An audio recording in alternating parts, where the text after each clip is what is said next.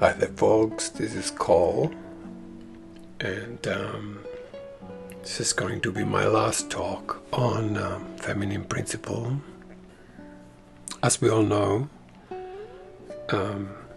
each gender has its own masculine and its own feminine, and between those two, if they divinely attune, or I could even say in its ultimate potential, which is limitless, as we can handle it, there is a birth of the new between the two. In this world, if we're not aware, we do a lot of miscreation instead of creating ourselves a reality we truly desire to have. It's mostly because our minds could be undisciplined and thinking thoughts that create what we don't want, and at the same time rejecting feelings that reflect this so-called negative thought patterns.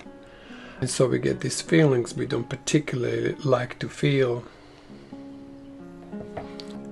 On my last podcast, I concluded with a statement that feeling is all there is, and that I would address that.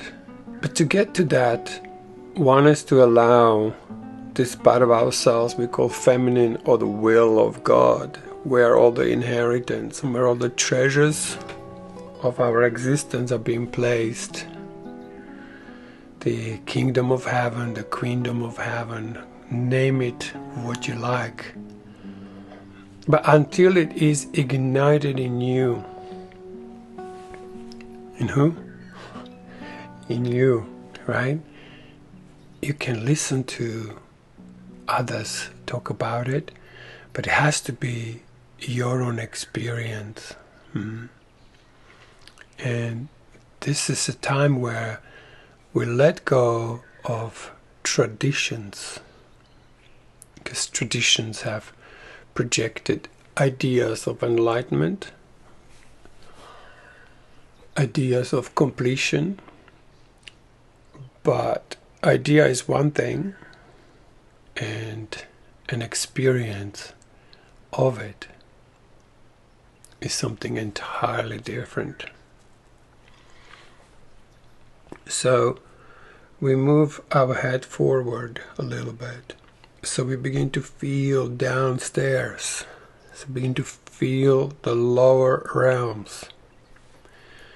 A lot of spiritual guidance is going up and higher and more refined energies, but they also have to reflect in our feeling.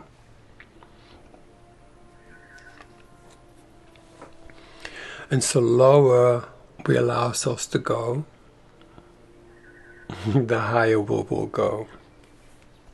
It's not necessarily the other way around, because you can go higher, higher, higher and leave this world behind. And that do have two sides to it. One is good. You enter some realms that you might have not seen before or not experienced before. And they can be lovely. However, if we're not grounded in our feelings, we can pick up on all sorts of light that might not be in long term desirable. So I warmly recommend that we begin to feel deeper below, that we feel lower than we believe we are. Because we've got this scope, that we have this body, and we might even have the images of, or experience even, of more subtle bodies. But to fully enter into the feeling realm, one has to get an invitation.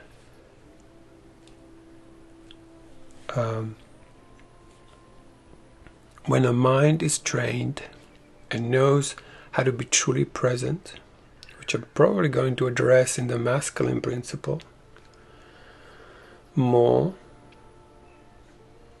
until the mind knows how to be truly present for the feelings not going to fully open up to us and invite us in.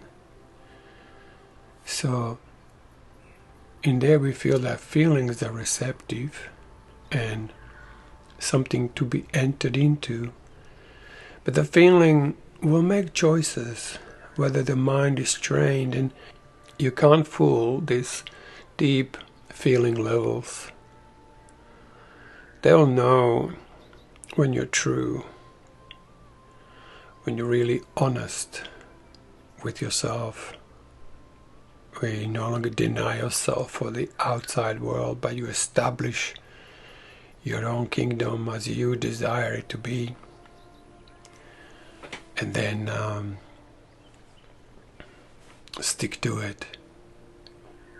So there's a certain level of awakening that happens upstairs in the mind. Mind awakens, it broadens, it opens. But at some point it will turn downwards, and meet this feeling realm. This feeling realm will then assess and will decide whether it's going to let it to be open to receive you as a clean, genuine masculine presence. That it's in both genders, obviously.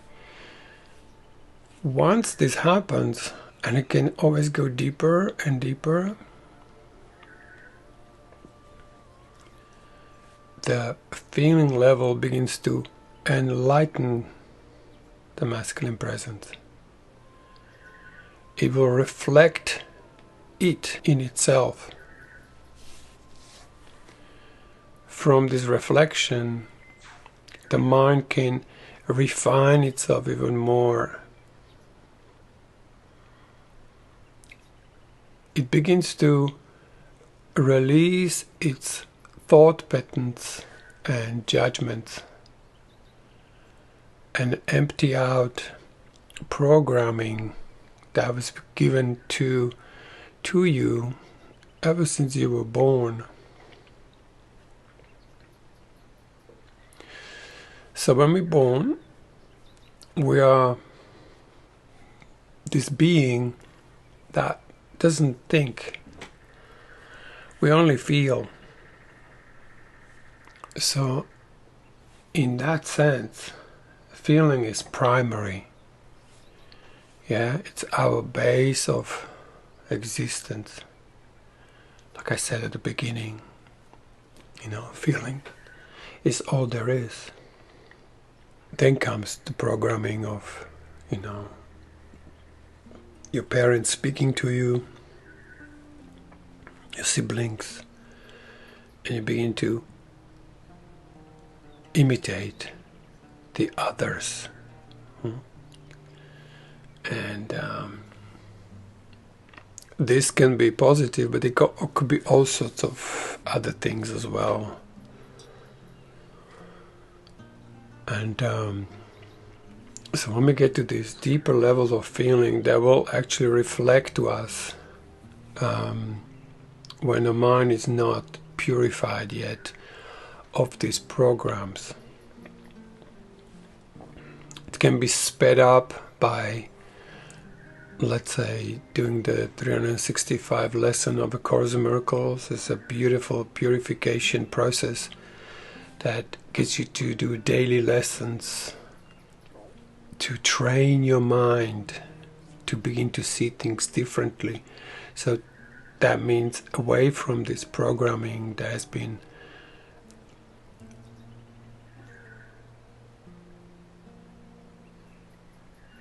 I guess, imposed on you in some way. And of course you received it because you're this innocent, receptive, pulling in being that was just ready to absorb whatever was around it. A lot of the absorption happened even before you were born. So for example, if the mother was in some disharmony with the man that she was with, and she could not truly respond, and she would be pushing some feelings and emotions downwards, putting the lid on what needs to be expressed, what needed to be reflected. You as a child down there, you would be receiving some messages, even on this energetic realm. And all of this can be noticed and released and expressed, particularly when we begin to address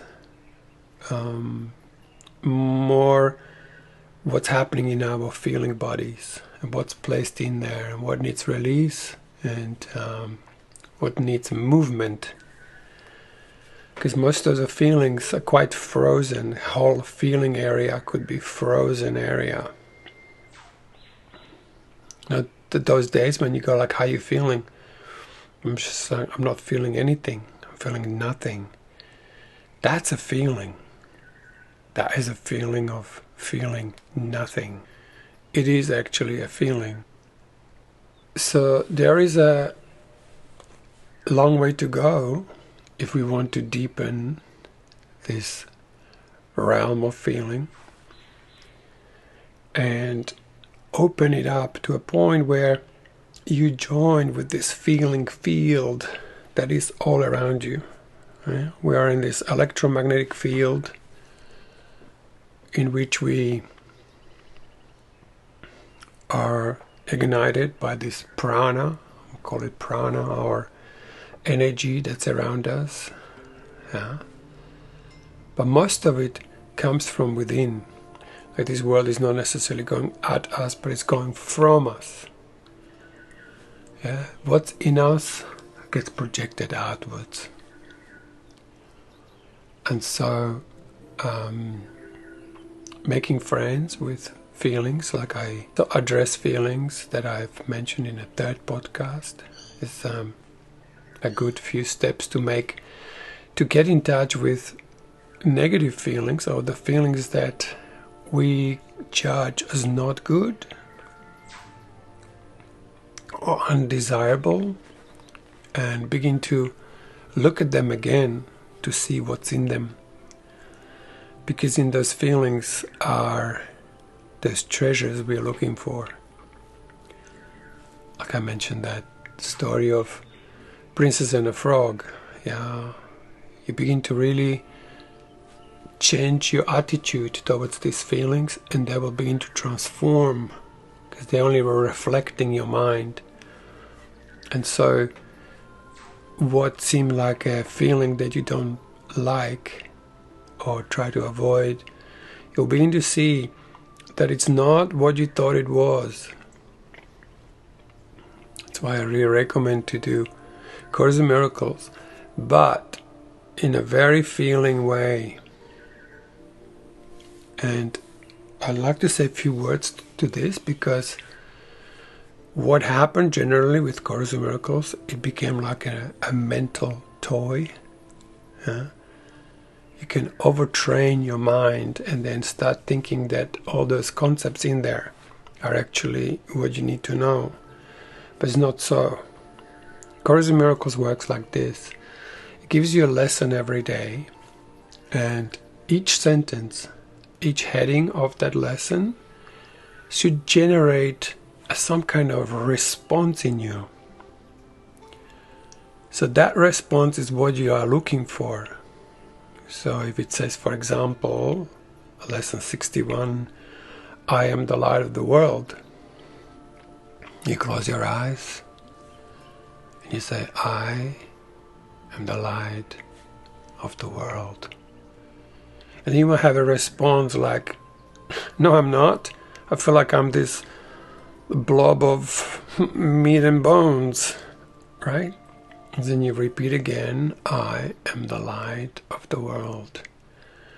And then you look at your next response and the next response. And what you're looking for is an experience of I am the light of the world.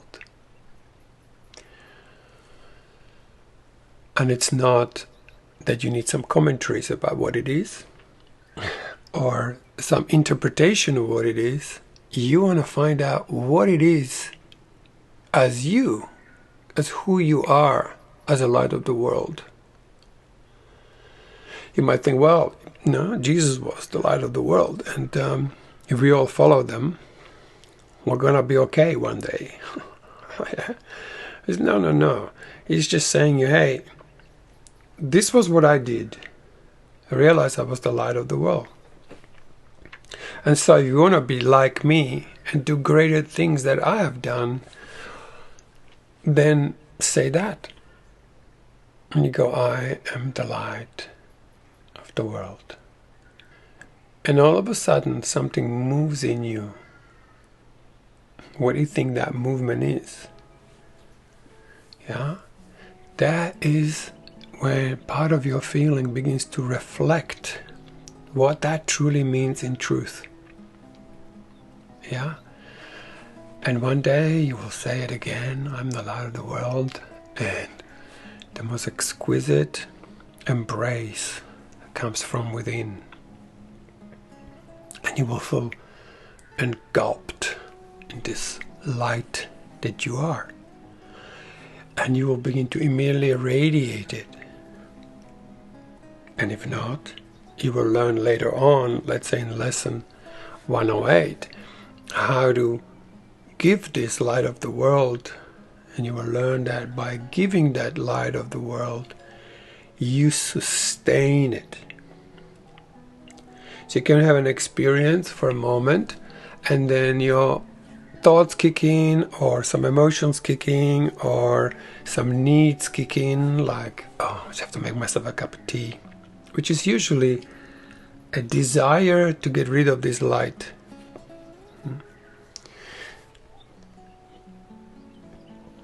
Most of the time when we have these deep spiritual experiences,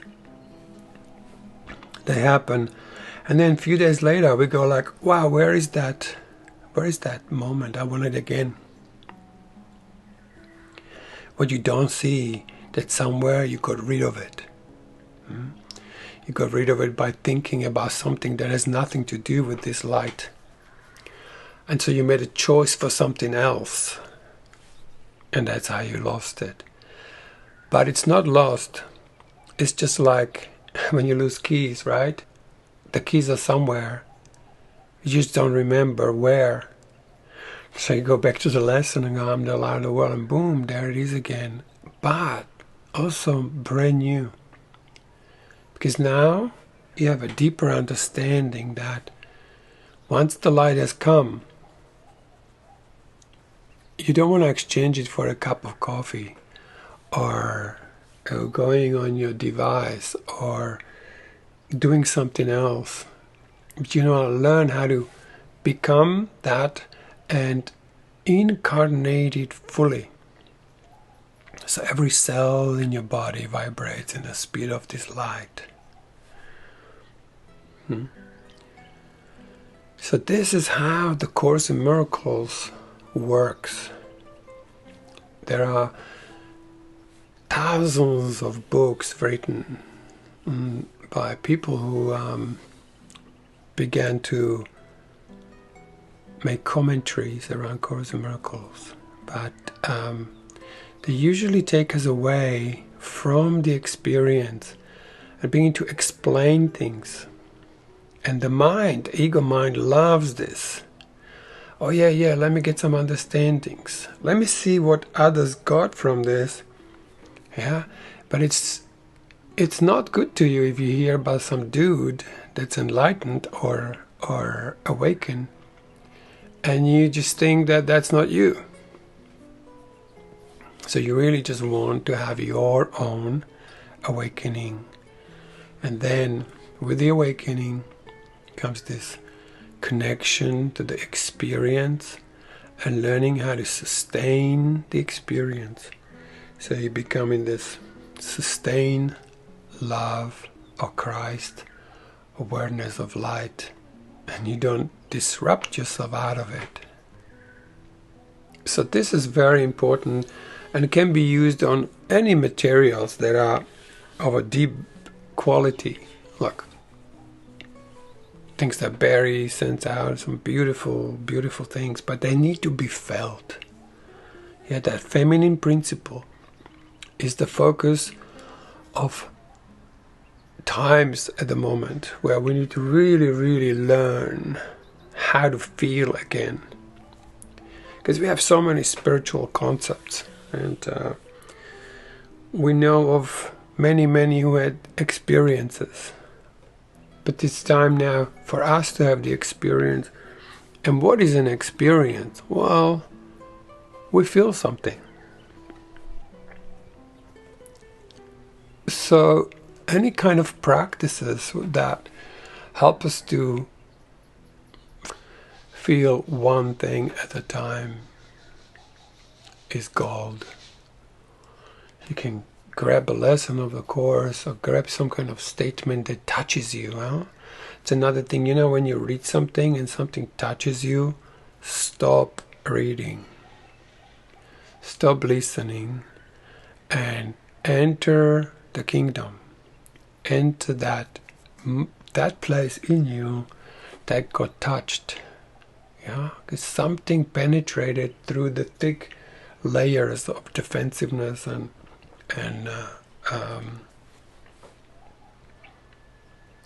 physical barriers inside somewhere where there is still a little bit of vibration left. And what we want to do, we want to reverberate it back. There is an aliveness that comes with touching onto these realms where once touched, we park in. We park yourself in that place and we stay. And stay. And stay. You will also notice that when you're in this place where you touched, it can happen even like watching a movie. You're watching something and suddenly it's like, oh, I'm touched. Yeah, the story took you and led you to some place where somebody has a heart-opening situation, or you have a heart-opening situation to what's occurring on a screen, and then at that point, stay, and allow more of the feeling and experience to radiate out of you. So more you feel it, the more you will begin to feel like it's coming out of your body. Allow that more and allow yourself to virtually flood the area as if this was some form of a liquid, and it's extending out of you, and it's filling up the room or the space you occupy, and it keeps pouring out. You will actually see that you have a capacity of this essence of your being is enormous, and it can flood the whole area you're in. It can flood so big that you could virtually go at the end of this solar system, as if expanding and extending further and further and further, to a point where you can reach out and feel to the end of cosmos, to the end of anywhere where there is something or where there isn't something. You go far beyond the limitation of this world. And you begin to enter into the celestial realms, where there is all sorts of other states of being that one can experience, but not just in the mind. And when I say mind, it's very important to know that mind is often considered to be something that's in our upper realms of association. Like when I ask people, it's like, where is mind? People often point to their head. When we look at the dictionary, it says that it's a part of us that thinks and feels. So that's a very important distinction to consider when it comes to the word mind, that it's not just that part of us that is enjoying thinking. Actually, let me read it from the dictionary directly. It's a mind is the element of a person that enables them to be aware of the world. The element of a person that enables them to be aware of the world and their experiences, to think and to feel, the faculty of consciousness and thought. So, when we say mind, it's much broader than we are accustomed to focus on. And there is a word in Course in Miracles called at-one-ment. At-one-ment. Atonement, at-one-ment. So we can pronounce it differently and see it differently. And what this at-one-ment really means is that you unite yourself with this part of you that feels more and more.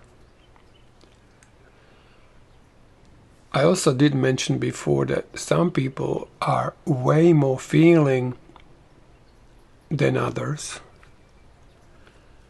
And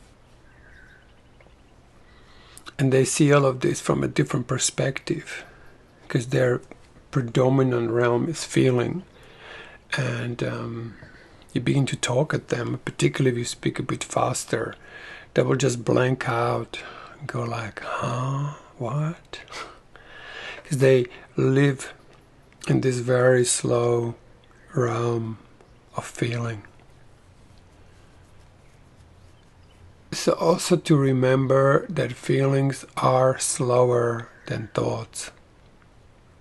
Thoughts are electric and therefore much faster vibrating. The feelings are magnetic. So they're more like, more like a flow. Whereas thoughts are more like sequences. I have this thought about this, right? Like 1, 2, 3, 4, 5, 6. Yeah, it's like it's more in time. Whereas feelings is more like a spaciousness, like a space. But even that can be completely transformed by this quality or by this intent to give feeling more space to inform what they are all about and what these feelings are capable of.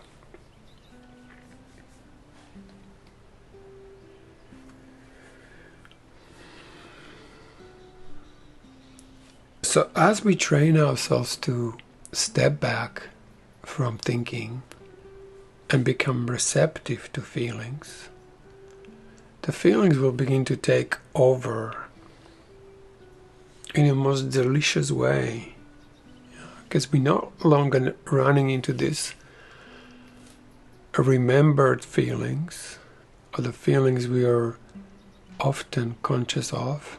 We begin to enter into the realm of feelings that don't think, there's no thought, there's only feeling. Pure feeling. Until we get to that place from which all feeling comes from. You might have heard that tiny little giggle that happens, because that's what happens every time I drop into past the level of historical feelings that were condemned to some, like I call it crucifixion really. We nailed some feelings as undesirable. We don't want them. We don't want them to move. And that's all they are. They are these crucified images, internal images, then project outward as people or as situations that get also nailed. It's like, oh, I don't want to see this anymore. Yeah, because it's some image that trigger in us these feelings we don't really want to look at. So when we train ourselves to dispel this wall of feelings that we rejected before and begin to transform them to the steps in podcast 3, they begin to loosen up, and then suddenly we get in touch with a much larger part of ourselves. Now, I'm talking, and even as I'm talking, I'm feeling this deep, deep, deep realm of feeling that's below me. However, comes a time where words cease to be. One could call it that's the peace that passes understanding, if I pronounce that well. And you'll be informed by this profound light that has way more, in my experience, a golden quality than silver. Because if I go past my thoughts and I keep going upwards or sideways, I get into a realm of a very silvery type of experience of light. So for example, I have this buddy of mine that comes every Saturday and he reads me a lesson from A Course in Miracles. And as soon as he says first word, my physical awareness vanishes in an instant. And I enter into this silver realm. However, if I have a friend who comes and reads right use of will with me, I disappear into a very different quality, and it's much more like a golden experience, I call it. That's why when I saw that picture that I'm using for this podcast, I said like, oh, that's so perfectly it. Because it's not so much about that image of a feminine, a woman person, but it's more about the environment from which or where that image is placed into. It's got this golden feeling, golden colors, more like yellowish, because how would you do that? But still, it gives that feeling of gold. Whereas for me, when I enter into these realms that are of the mind, they of course it's a silver like you never seen before, because it comes from within and it's not an image. It really is a light. And so now we have this silver, and now we have this gold. So imagine these huge circles, one big circle above, that's silver. But it's you, right? And then one golden circle, that's below you, or below this silver circle. They are both equal size. And they just about touch, right? And so when these two flow in its totality, to begin to create a third circle, and that circle is the heart. It's a birth of a new experience, a new life, a new creation, fed by these two qualities. As one is not pressing or imposing onto the other, but they create this new thing, which some of it is golden and some of it is silver, and creates this, what I call the Christ consciousness, or the child of God, or, hey, these are labels. But as an experience, it's an experience of unspeakable love, which has nothing to do with what we know in this world as love. It's completely different thing, where things like I love you does not really enter, because you're it. You are it. There is nothing else in full expression. But there is something else, which is something that encompasses all of this. And this I call the embrace, or the elevated self of form, where your body is no longer as dense as it appeared before, where your body can vanish in a twinkling of an eye, and you are in this perfect wholeness.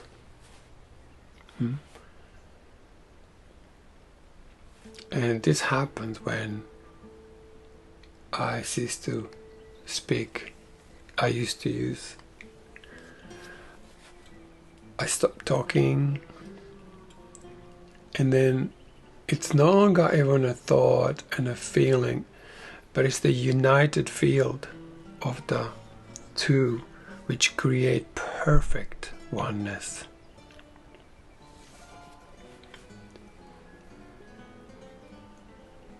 So the singular mind, the experience of perfect oneness, not just oneness, because you can have this feeling of oneness in your mind, like you meditate and you vanish into your this silvery state, and you might think, hey, this is beautiful, but that's just like what we call the spirit polarized experience.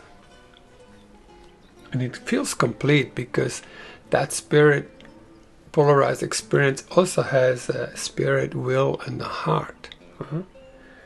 But when that is in a full alignment, you will become aware of the will, which has a spirit, will, and a heart in itself, as a complete magnetic field. These two, when in full alignment, create the real heart. And all of that encompassed in one, which we call body, but we're talking about the elevated body, or elevated self of form, which is so beautifully explained in A Course of Love.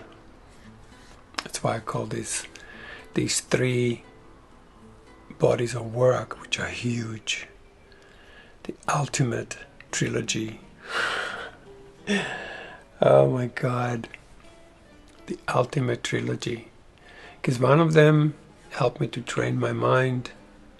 The other one opened my feeling realm like I have never dreamed of before. And A Course of Love have united the two into this new heart, which has nothing to do with the heart I knew before. And like we often go, like in our chest somewhere, there is this presence called heart. This is not like that actually, but it was good until then. But this brought heart into the center of the being, and it doesn't have to do as much with the physical body as we could possibly imagine. Now, here comes the beauty of meeting a friend or another person in what I call a holy relationship. Not a special, not a one like, hey, we're in love now and we exclude everyone else because only you can only love me and I can only love you, and then we'll have a child and we'll be a family. And that's beautiful and that's perfect. But this is where we're going to the holy relationship, where I have this with everyone. I actually have that with you. Speaking to or is listening to me right now, because we are one heart, and when this inner transformation comes in, we realize we are one heart, and then your heart, my heart, or your heart, and then someone else's heart are constantly forever in union and a perfect connection. They're in a relationship, right? But it hasn't got specialty because it doesn't exclude somebody else. And that does not mean that it doesn't really, one could say, well, what, you go and make love to everybody.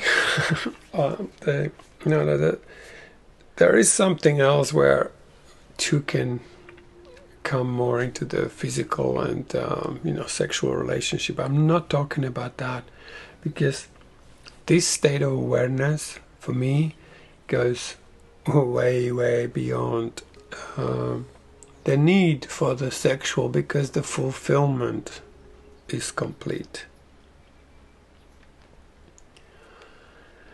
And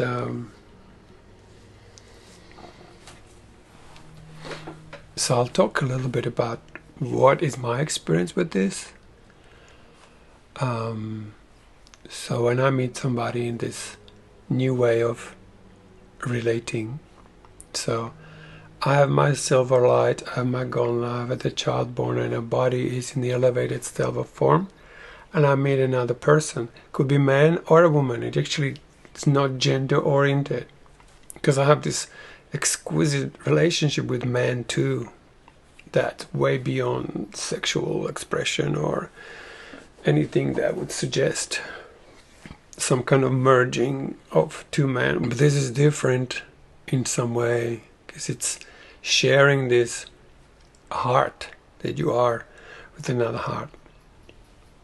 So it looks a little bit like this. So there is another person, could be even on a Zoom call, or doesn't have to be in my immediate vicinity. And then we cease to speak.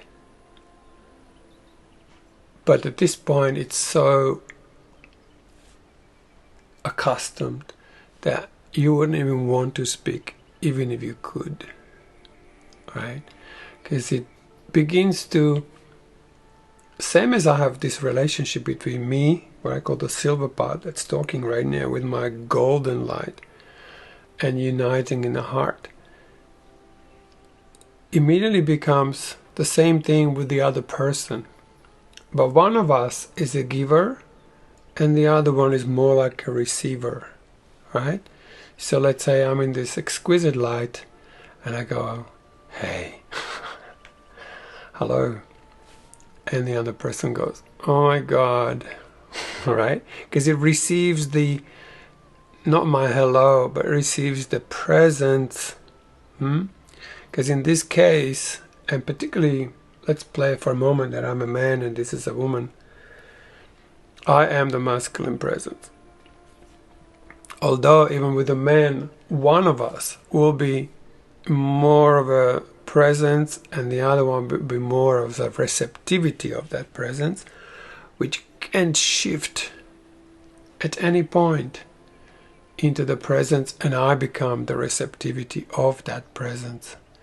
This becomes the sign of the infinity. Yeah, either I'm giving, and in a second I'm receiving. So it just keeps flowing there and back, there and back. But it's a brand new creation. We're creating a new relationship that is not based on needs. There's no need to do this. Like, I'm completing myself. However, meeting, and this is something I'm discovering. This is brand new, actually. And I could do this a long time ago. I just could not really see it as I see it now. And so we enter into this giving and receiving realm. However, when I give into the feminine, my pure presence, she'll feel it, and she becomes to be seen by it. And I remember when I sent my first podcast out on a feminine principle, there were a few comments saying, like, what is a guy talking about? What is a man talking about the feminine? What does he know? There is one thing that's very precious, and then when we begin to learn about it, it becomes the actual gold of it all. And that is that I see feminine the way feminine cannot see itself. And I also know that feminine can see my presence the way I can't really see in myself. Like, I've seen women going and doing women's work, and they come back, and whatever they think they were doing that made them more feminine or more into their feminine, to me as a man, I would go like, well, sounds like you guys had a fun, but this is not what I see. Because you see, they are all water. They all just join the different textures of water and they mix it, right? They still can't see the way we see them. Yeah, same as men, and they go and do this all sorts of things, and then women go like, hey, man, you're doing all this work, but where are you? You're not meeting us in a place where we truly desire to be met, and how we truly desire to be met. Because women have desires that they keep hidden. They might keep them hidden and not really let the men know what they are. And so the man's supposed to figure it out. It doesn't work like that. There's a way to open this self in such a way where those desires become to be seen with a different eye than looks out of a face. Yeah? This is where the masculine is in its full presence. So when I sit with this person who is equally in this full alignment of light, we begin to reflect to each other what's in there. And that's the beauty. That's the creation of the new. Because my brand new light meet with that brand new light, and we're looking at what is this third thing that is being born out of that. Yeah? Because I could sit with one person and something completely different begins to emerge from that dynamic, or from my quality of light mixing with that quality of light.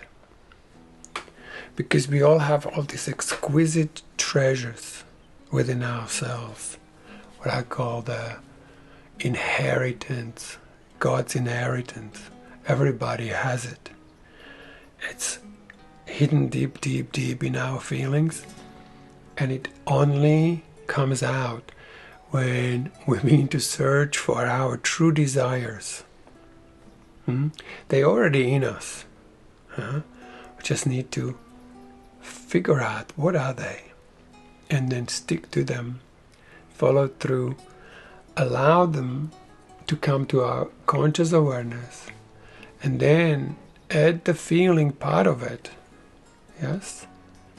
So they can go into this full expression, and through that expression go into fulfillment, because the more you give that, more you receive that.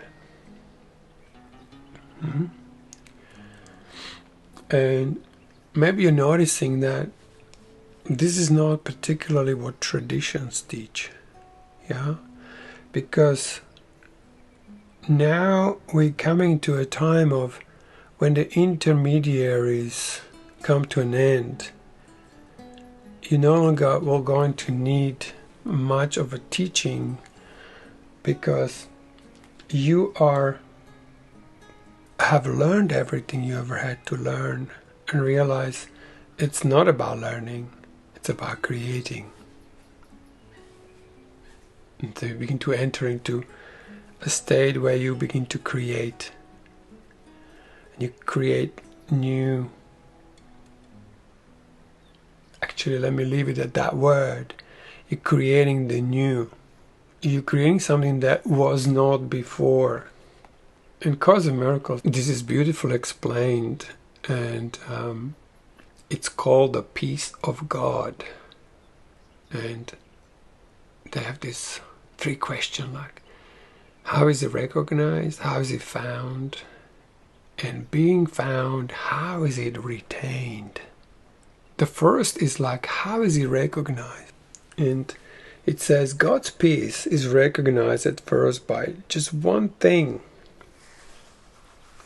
Now, really pay attention to this. In every way, it is totally unlike all previous experiences. So if you are in this new light and it's similar to something or resembling something, it's not it. You're just mocking up something from the past. But imagine everything's gone. Nothing you know is in there. And suddenly there is this brand new thing. See, it calls to mind nothing that went before. It brings with itself no past associations. Yeah? There is a contrast, yes, between this thing and all the past. But strangely, it is not a contrast of true differences. Watch this. The past just slips away, and in its place is everlasting quiet. Only that. The contrast first perceived has merely gone. Quiet has reached to cover everything. And that's just the first question. How is it recognized? Okay? So what I'm trying to use this for is that unless it begins to be a brand new moment, like you've never experienced before, like somebody said, like you're rearranging furniture on Titanic, eh? Just it's all very pretty and it's all beautiful and you're on this amazing cruise, but it's gonna sink. Yeah, right? And so you go like, oh, just before it sinks, let's make this beautiful furniture and this beautiful scenery different. But we are playing with old toys. This is where everything of the past is gone.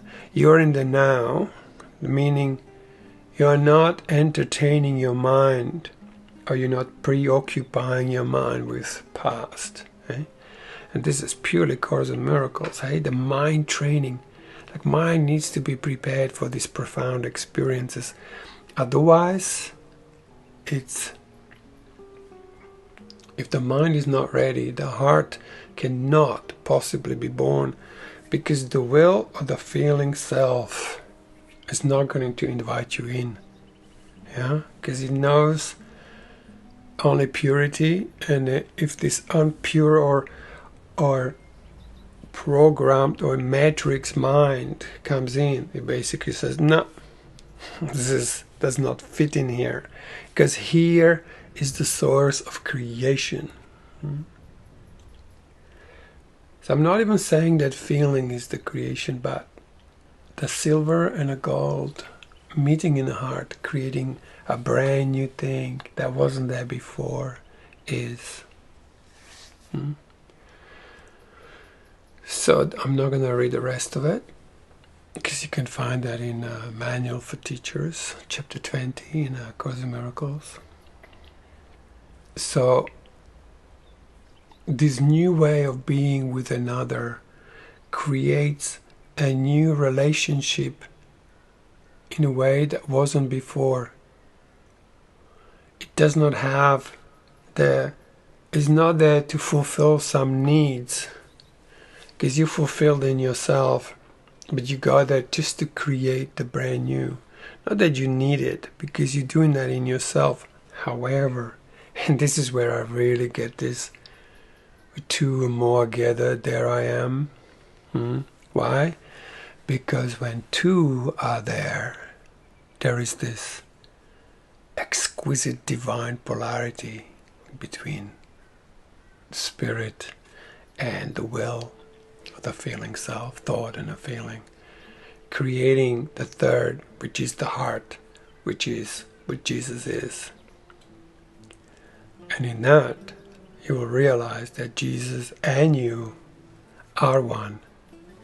And because he always says, hey, I'm your brother, I'm not your father. I'm your brother, and the greater things will you do. Because it's no longer going to be observable, right? You're not just observing with these eyes and expecting some things to happen in the world so much as it happens on in you.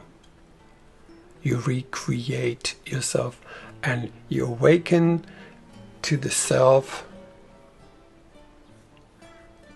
as God created you, in God's likeness. You become the same. Actually, you don't become yourself, you already are that. You already are the accomplished. However, that has to be your inner experience, because you can keep repeating, I'm the accomplished, I'm the accomplished, and it could be just like a mental exercise. But when that becomes an experience, which is usually the unspeakable love, where mouth cannot talk about this, we enter into this will of God, and we realize this will, these gifts of God are all there is.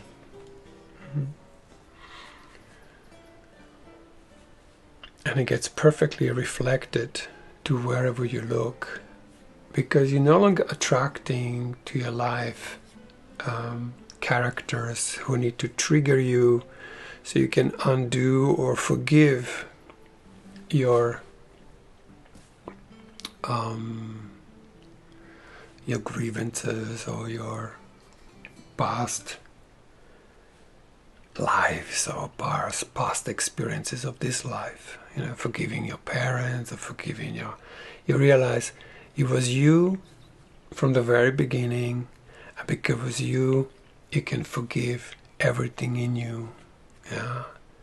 Why? Because you understand the true forgiveness, which is you use the reflection of this world to show you what's within you, and then notice that your relationship to that is special, is not whole. And so you begin to transform it, you begin to forgive it.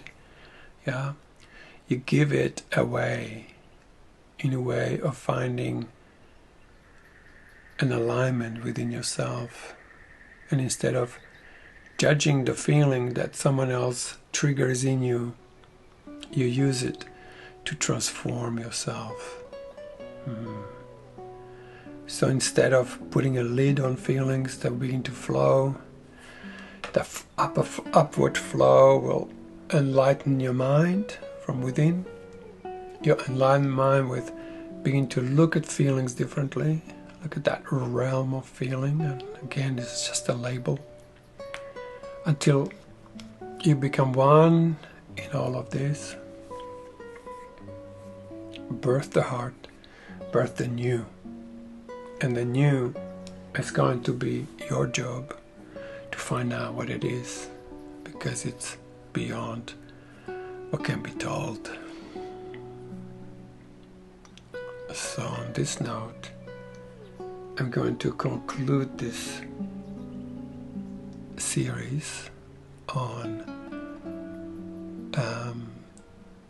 the feminine principle, and I thank you all for sticking with me, going through this exquisite journey, which is just love to share and give away, because it's just something that was given to me, and maybe through a little bit of effort on my part, which eventually I learned it to be an effortless creation, because creation does not require doing.